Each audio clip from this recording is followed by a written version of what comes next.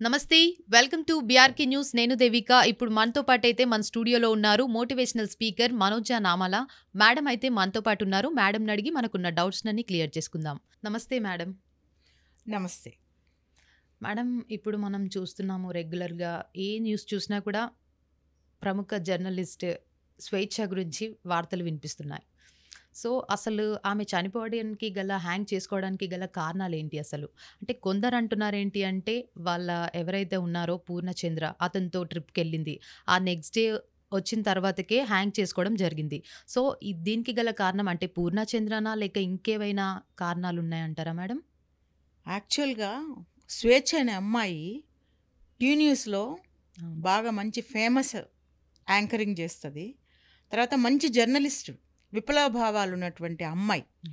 వాళ్ళ ఫ్యామిలీ కూడా నక్సల్స్ బ్యాక్‌గ్రౌండ్ నుంచి వచ్చినటువంటి అమ్మాయి 'స్వేచ్ఛ'. వాళ్ళ ఫాదర్ పేరు శంకర్, మదర్ పేరు శ్రీదేవి. చిన్న వయసులో ఉన్నప్పుడు అంటే 6 మంత్స్ అప్పుడే ఈ అమ్మాయిని వాళ్ళ వదిన, అన్నల దగ్గర పెట్టడం జరిగింది. ఎందుకంటే వాళ్ళు వేరే యాక్టివిటీస్‌లో ఉండడం వల్ల, వాళ్ళ వృత్తిపరమైనటువంటి యాక్టివిటీస్ ఉండటం వల్ల పేరెంట్స్ ఈ అమ్మాయిని దూరం పెట్టడం జరిగింది. అప్పటినుంచే ఆమెకి పేరెంట్స్ లేని లోటు ఎక్కువగా ఉండేది. ఆ ఫ్రస్ట్రేషన్ ఆ అమ్మాయికి ఆమెతో పాటే, ఆమె ఎదుగుదలతో పాటే ఆ ఫ్రస్ట్రేషన్ కూడా పెరిగి పెద్దదై ఒక మహావృక్షం అయిపోయింది. ఈ స ఈ ఈ ఈ పరిస్థితుల్లో ఆ అమ్మాయి మొత్తానికి కష్టపడి చదువుకుని అప్పటినుంచే తన కాలేజీ ఏజ్ నుంచే తను కవితలు రాయడము, కొన్ని చెప్పా కదా విప్లవ భావాలు ఎక్కువ ఆ పాప. ఎందుకంటే పేరెంట్స్ నుంచి కూడా తనకు సంక్రమించి ఉండొచ్చు. సో, అంత బాగా ఉన్న అమ్మాయి చక్కటి రూపురేఖలు, పేరు పెట్టలేనటువంటి అందంగా చక్కగా ఉండేది. చక్కటి మంచి వాక్చాతుర్యము, అవును. మంచి అందరి మన్ననలు పొందిన అమ్మాయి. చాలామంది జర్నలిస్టులతో ఆ అమ్మాయికి మంచి అనుబంధం. అంటే ఒక హెల్తీ రిలేషన్షిప్, అంటే అండర్స్టాండింగ్ మంచిగా వాళ్ళతో డిస్కషన్స్ కానీ ఏమైనా కూడా బాగుండేది. అమ్మాయి పెళ్లి చేసుకుంది 2006లో పెళ్లి చేసుకుంది. అప్పుడు మళ్ళీ భర్తతో విడిపోయింది. ఈమె భావాలు ఆయన భావాలు కలవకపోవడం. చెప్పాను కదా ఫస్ట్ నుంచి కూడా పేరెంట్స్ అందుబాటులో లేరనేటువంటి భావన, ఆ ప్రేమ లేని లోటు అమ్మాయిలో ఉండటం వల్ల వచ్చిన మదర్ హస్బెండ్ నుంచి కూడా ఆమె సరైనటువంటి ప్రేమను పొందలేకపోయి ఉండొచ్చు కాబట్టే విడిపోయిందని నేను అనుకుంటున్నాను. ఓకే. తర్వాత మళ్ళీ 2011లో కూడా ఒకసారి విడిపోయింది, రెండో పెళ్లి చేసుకుని. అంటే ఎక్స్పెక్ట్ చేసింది ఈసారన్నా నేను నా మంచిగా లైఫ్ బాగుంటుందేమో అని చెప్పి మళ్ళీ పెళ్లి చేసుకుంటే వాళ్ళ ప్రేమకు ఫలితంగా ఒక పాప పుట్టింది, అరణ్య అని. ఆ తర్వాత అరణ్యకి ఇప్పుడు దాదాపు 12-13 సంవత్సరాలు ఉండొచ్చు. ఆ తర్వాత ఆ ఒంటరితనంలో ఉన్నప్పుడు తన జర్నలిస్ట్ ఈయన మన పూర్ణచంద్రరావు గారు కూడా, ఆయన కూడా ఒక మంచి జర్నలిస్టు.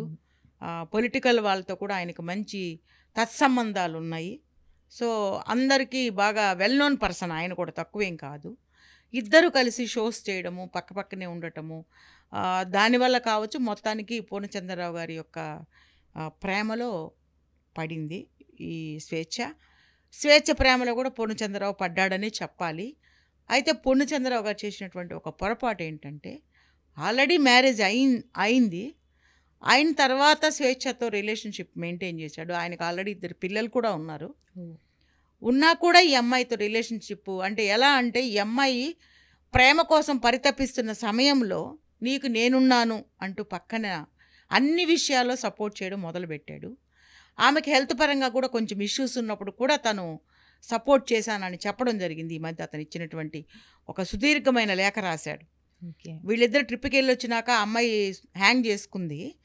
చేసుకున్నప్పుడు ఈ అమ్మాయి కొంచెం మెంటల్గా కూడా కొంచెం డిస్టర్బెన్స్ ఉంది అనేటువంటి విషయాన్ని ఈయన ఒక లేఖ రాశాడు.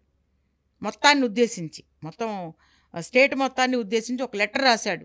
ఇందులో నా ప్రమేయం ఏమీ లేదు, స్వేచ్ఛ తనంతట తానుగా ఆత్మహత్య చేసుకుంది, ఆమెకు పేరెంట్స్ వాళ్ళ ఫాదర్ వల్లే ఆ అమ్మాయి చేసుకుంది, వాళ్ళ ఫాదర్ సూటిపోటి మాటలు అనడం వల్లనే ఈ అమ్మాయి చనిపోయింది అని చెప్తూ, ఇందులో నా తప్పేమీ లేదు, నేను స్వేచ్ఛని చాలాసార్లు డాక్టర్ దగ్గర తీసుకెళ్ళి చూపించాను, వాళ్ళ అమ్మాయిని నా బిడ్డలాగా చూసుకున్నాను. ఇక్కడ నేను ఒక విషయం చెప్పదలుచుకున్నానమ్మా. తండ్రి కానీ ఏ తండ్రి కూడా ఆడపిల్లకి కానీ ఆమెకు పుట్టిన బిడ్డలకు కానీ, అంటే తను ఎవరితో అయితే సహజీవనం చేస్తున్నాడో, లేదా ఫ్రెండ్షిప్ చేస్తున్నాడో, ఆమె బిడ్డకి ఈయన ఎప్పటికీ తండ్రి కాలేడు. ఎక్కడైనా సరే ప్రపంచంలో జరగంది అదే. ఒక అమ్మాయి పెళ్లి చేసుకొని భర్త నుంచి విడిపోయి ఆమెకి బిడ్డలున్నారనుకోండి, ఇంకొకళ్ళని చేసుకుందనుకోండి, ఎట్టి పరిస్థితుల్లో అతను ఈ బిడ్డలకి తండ్రి కాలేడు. ఆ ఫీలింగు చచ్చినా రాదు. కానీ ఇక్కడ ఏం చెప్తున్నాడు పూర్ణచంద్రరావు గారు, నేను నా కూతురు కంటే నేను ఎక్కువ ప్రేమించాను. ఆ అమ్మాయికి నేను 5 లక్షలు ఖర్చు పెట్టి ఒక ఓణీల ఫంక్షన్ అదేదో ఫంక్షన్ చేశాడంట. అంత అవసరం లేదు కదా, చేశాడంట. మరి నేను అంత వాళ్ళ అమ్మాయి పట్ల కూడా కొంచెం బ్యాడ్ టచ్, అంటే మిస్బిహేవ్ చేసినట్టుగా ఆ అమ్మాయి ఇచ్చినటువంటి స్టేట్మెంట్ని బట్టి నేను మాట్లాడుతున్నాను. ఉండొచ్చు, ఎందుకంటే ఒక ఆడపిల్ల యంగేజ్కి వస్తూ ఉన్న ఒక ఆడపిల్ల మీడియా ముందుకు వచ్చి నన్ను పలాని వ్యక్తి మా అమ్మని చాలా ఇబ్బంది పెట్టాడు, నన్ను కూడా నా పట్ల కూడా కొంచెం మిస్బిహేవ్ చేశాడని చెప్పగలిగింది అంటే సిగ్గు విడిచి, అమ్మాయి ఫేస్ చూపించకపోయి ఉండొచ్చు కానీ వాయిస్ తెలుస్తుంది కదా, చెప్పింది అంటే మరి నిజం లేకపోతే చెప్పదనేటువంటిది నేను అనుకుంటున్నాను.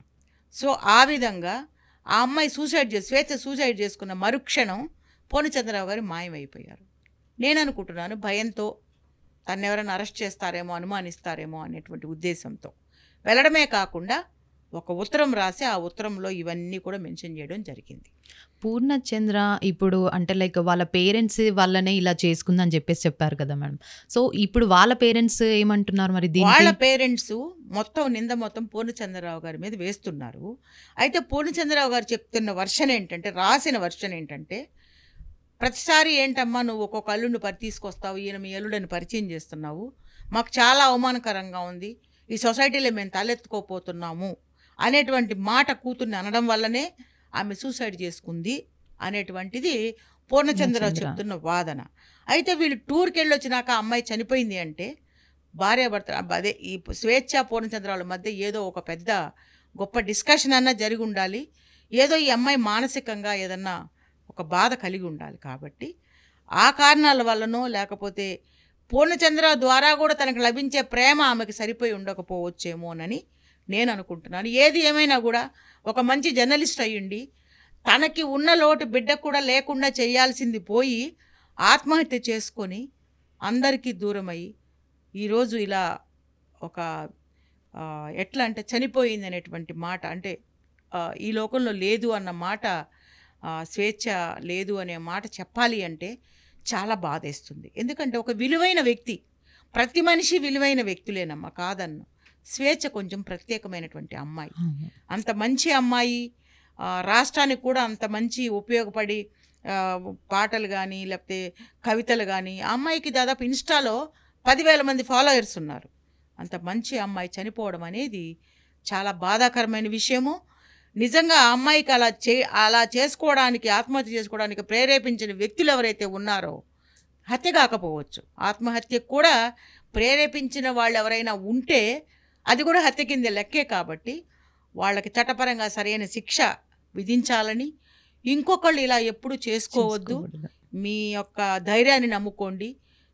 ఇవాళ రేపు కౌన్సిలింగ్కి చాలామంది చాలా ఫెసిలిటీస్ ఉన్నాయి, మీరు ఎప్పుడు డిప్రెషన్లోకి వెళ్ళకండి, మీ పిల్లల భవిష్యత్తు చూసుకోండి, మీకోసం తప్పించేటువంటి మనుషుల కోసం మీరు బ్రతికి ఉండండి అని చెప్పడానికి నేను సిద్ధంగా ఉన్నాను.